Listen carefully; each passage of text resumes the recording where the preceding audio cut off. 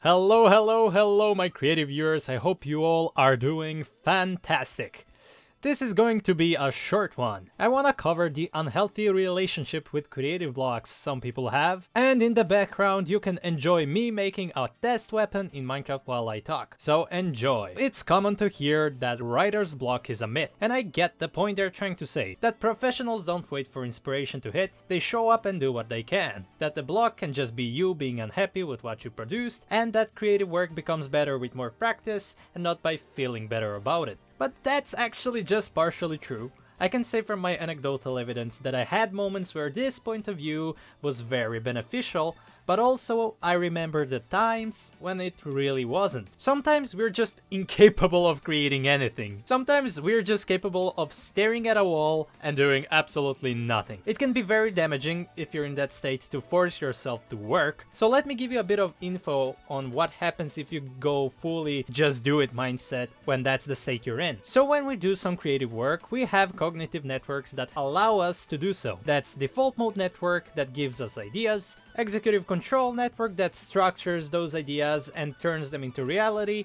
and salience network that helps us in the process to figure out what's worth focusing on. And if we force ourselves to work, we can get cognitive network misalignment. That means that default mode network gets drained, so we get no more ideas. Executive control network gets overloaded, so we are basically incapable of structuring thoughts. And salience network doesn't know what's worth focusing on. We stop getting dopamine from our work, so we get no reward, which means no drive, and we get no joy from making our work. I also already covered what happens to our creativity if we're in survival mode. You can check that video out in the description.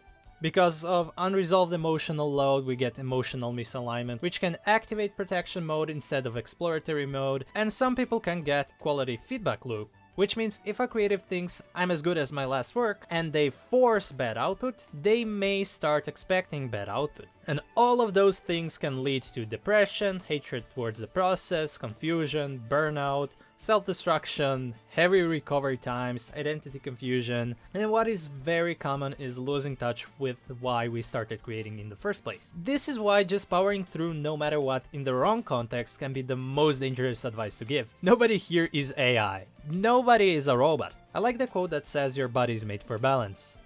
Use it! Listen to it. If you have a creative block and you really gotta work today, you can try these common tactics. You can go for a walk or do some passive tasks. Basically, the goal is to clear your head. You can talk with other people. You can try creating something outside your niche as an alternative creative outlet. Or you can just look for inspiration outside your niche, either in the real world or online. Also, there's a video that interviews other professional creatives about how they deal with creative blocks. I think they say some interesting things, so I'll link that video also in the description. But if you tried all of these things and you still feel like you have a creative block, then just take a break at that point.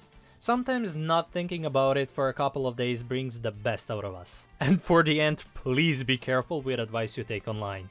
People like me who give advice online, we don't know what your context is. So use your head and be critical. Until the next video, be healthy, keep being original, and stay creative. And it's done. Look at this. Whoop. Yo.